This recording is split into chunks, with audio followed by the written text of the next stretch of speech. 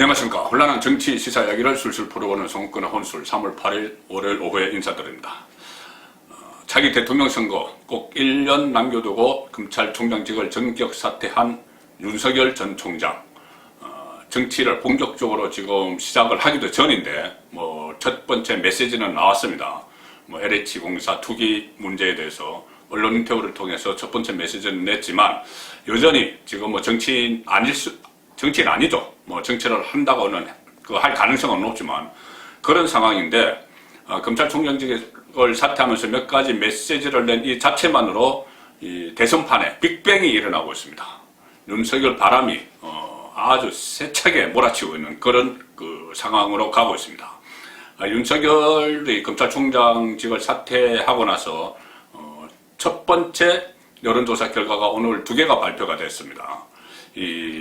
그동안 지지율이 한 30%까지 연초에 올라갔다가 최근 조사에서 4개 여론조사 기관이 같이 조사한 공동지표조사에서 7%까지 떨어졌었죠. 그게 불과 얼마 전인데 오늘 2개 언론기관 그리고 여론조사 기관이 같이 여론조사를 발표했는데 하나는 32.4% 나왔고 하나는 28.3%가 나왔습니다. 압도적인 1위입니다. 이재명, 이낙연 둘 다 멀찌감치 떨어뜨리는 그런 여론조사가 나왔습니다.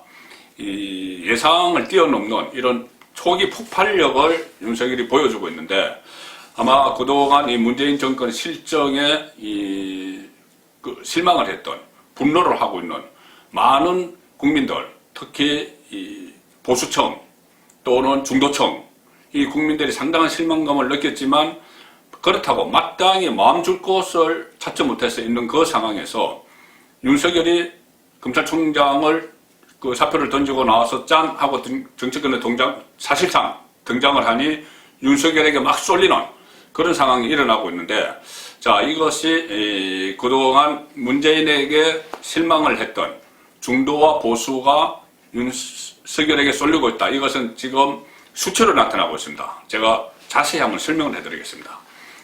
자, 일단 한국사회여론연구소 KSOI죠. 그 KSOI가 교통방송 의뢰로 지난 5일날 전국 만 18세 이상 1023명 대상으로 차기 대권주자 적합도를 물었습니다. 그날은 윤석열이 사표를 던진 그 다음 날이죠.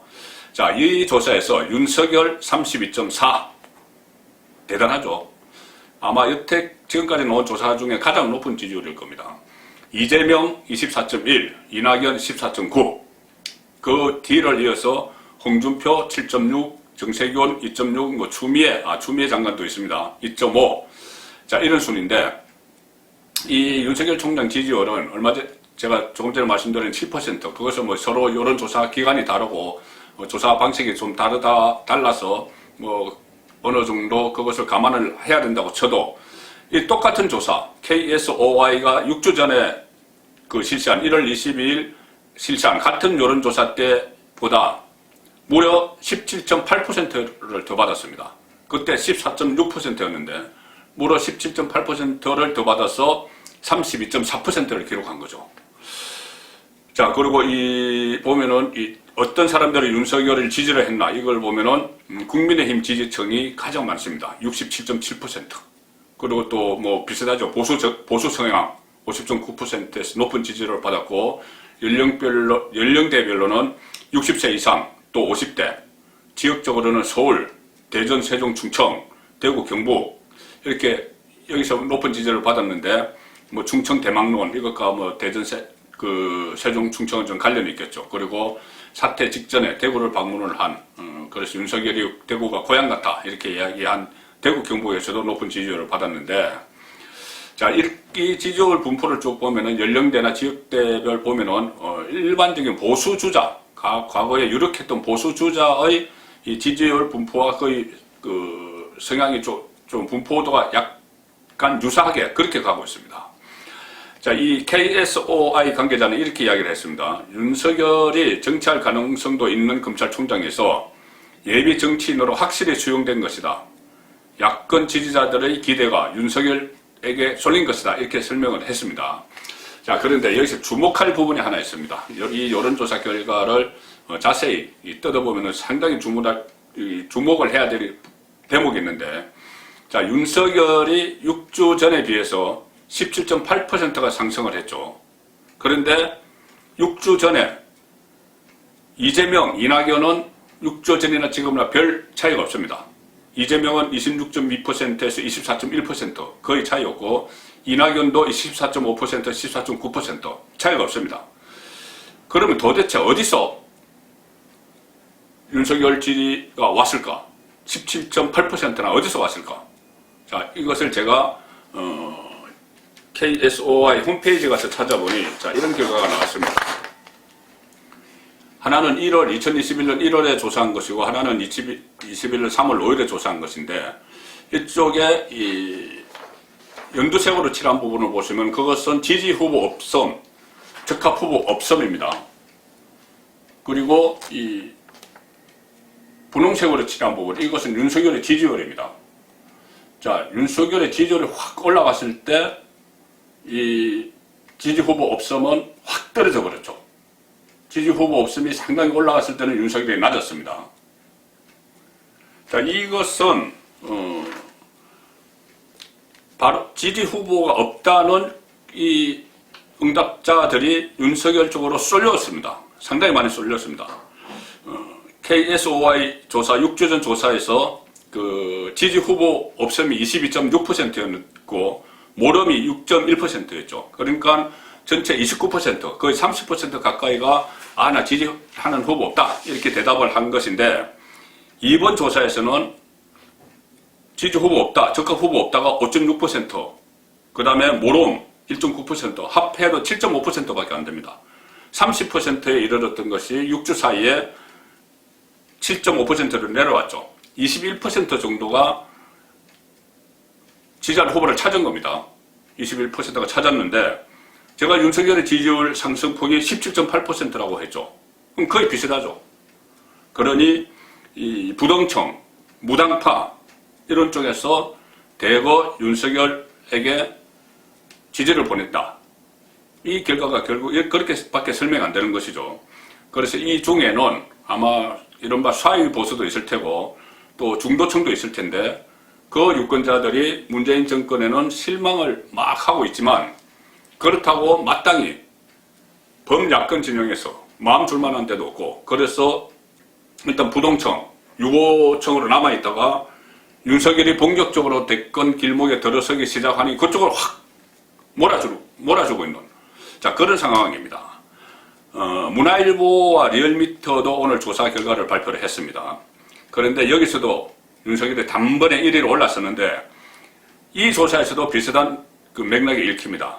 자, 보시면 윤석열이 28.3, 이재명 22.4, 이낙연 13.8 이렇게 됩니다. 그리고 홍준표 5.7, 안철수 5.1, 오세훈 3.3, 정세균 3.1, 유승민 1.6, 원희룡 1.2. 자, 이렇게 쭉 나오죠. 이재명의 22.4%도 그렇고 이낙연의 13.8%도 다른 리얼미터 조사에서 거의 그렇게 나오는 그 수치입니다. 그리고 뭐 홍준표, 안철수, 오세훈 다 마찬가지입니다. 일반적인 여론조사에서 나오는 수치를 그대로 했는데 윤석열만 갑자기 한 두세 배 확 뛰어서 28.3% 됐다. 이 이야기는 결국은 다 조금 전에 KSOI 조사와 마찬가지로 부동층, 내 지지하는 후보 없다, 이렇게 머물고 있던 유권자들이 윤석열에게 확 쏠린 것이죠. 자, 이렇게 되면은 무응답층이 윤석열에게로 막 갔는데, 윤석열은 이 마음 줄 곳을 없던 그런 유권자들을 일단 끌어모았기 때문에 이것은 본인이 앞으로 하기에 나름에서는 본인의 어떤 콘크리트 지지층도 될 수 있는, 그 상당히 의미 있는 그 지지율을 지금 초반부터 가져갔습니다. 자, 그래서 또 문화일보 조사에서는 만약에 윤석열이 대권에 출마하면 어느 정당으로 출마한다고 보느냐 이렇게 했을 때 이 대답도 상당히 의미가 있는데, 국민의힘으로 가야 된다 41.9%, 신당 창당을 해야 된다 14.4%, 또 무소속 후보로 나가야 된다 13.7%, 신당 창당이나 무소속 후보 이 둘을 합하면은 또 한 28%가 됩니다. 그리고 국민의힘 가야 된다가 41.9%인데 결국 국민의힘을 지지했던 샤이 보수가 지금 지지 후보 없다고 대답을 하다가 윤석열이 나타나서 글로 간 것이고, 또 신당 창당이나 무소속 후보를 이야기한 28%는 중도층이겠죠. 중도층이 주로 많겠죠. 제3지대에서 정치를 하라고 하는 이 중도층들이 이 지지 후보를 선택하지 않고 보수든 진보든 선택하지 않고 있다가 정의와 공정의 가치를 기치로 내세우는 윤석열이 나타나니 그쪽으로 지지를 보내는 겁니다. 그래서 결국은 윤석열의 지지 기반은 보수 플러스 중도, 이것이 지금 확연히 나타나고 있는 겁니다. 보수와 중도층에서 문재인 정권에 실망을 해서 중간지대에 가 있었는데 마땅히 다른 지지 후보가 없는 상태에서, 그런데 윤석열이 나타나서 그쪽으로 확 쏠리는 거죠. 그래서 이것은 윤석열이 앞으로도 어떤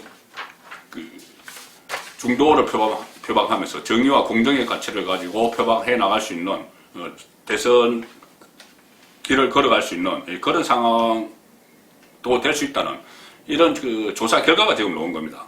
그래서 그전에는 저도 몇 차례 말씀을 드렸는데 윤석열이 어쨌든 대권에 나서려면 국민의힘 등에 올라타야 된다. 지금 진영 싸움이기 때문에 그렇지 않으면 현실적으로 우리나라에서 제3지대는 절대 불리하다. 안철수가 그걸 증명했다. 그 말씀을 여러 차례 드렸는데 이 정도 제가 분석해드린 이런 지지 분포면은 일단은 제3지대에서 출발해도 됩니다. 제3지대에서 출발을 해서 나중에 대선 직전에 국민의힘의 후보가 누가 나오든 그때 뭐 단일화를 하든 통합을 하면 되고, 또 그 전에 한 달 후에 실시되는 서울시장, 부산시장 선거 결과에 따라서 야권발 정계 개편이 이루어지면은 이 정도 지금 가지고 있는 윤석열의 지지율이라면 어떤 경우에도 윤석열이 주도적으로 제3지대를 만들어도 국민의힘에 있는 사람들이 제3지대로 말을 옮겨올 그럴 가능성이 상당히 높죠. 유력한 차기 대권 주자가 당을 만들면 국민의힘에서 무슨 뭐 어리를 지킨다고 거기 있을 것도 아니고, 그리고 또 어차피 정계 개편이 일어나게 되면은 누가 이기든 뭐 박영신이 이기면은 상당히 큰 폭의 야권발 정계 개편이 일어날 테고, 안철수가 이기도 마찬가지입니다. 안철수가 야권 후보 단일화돼서 이기도 국민의힘은 후보조차 내지 못했기 때문에 정계 개편이 일어나고, 오세훈이 단일 후보로 돼서 이긴다고 하더라도 서울시장이 당을 대표하거나 당의 얼굴이 되지 않습니다.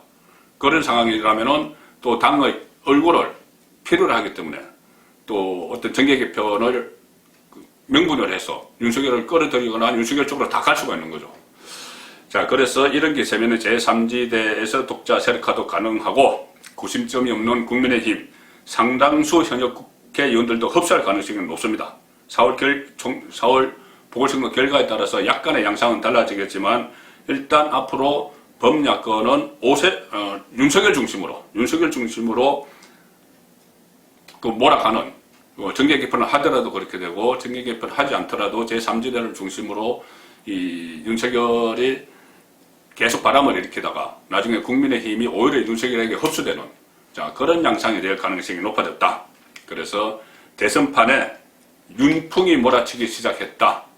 그것이 오늘 두 곳에서 발표한 여론조사, 그리고 또 여론조사 그냥 단순히 지지율뿐이 아니고 왜 지지율의 이동 경로 이것을 파악을 해보면은 윤석열 바람은 전혀 예상보다 훨씬 뛰어넘는 강풍이 되고 있다. 그렇게 말씀드릴 수가 있습니다. 정권의 혼술이었습니다.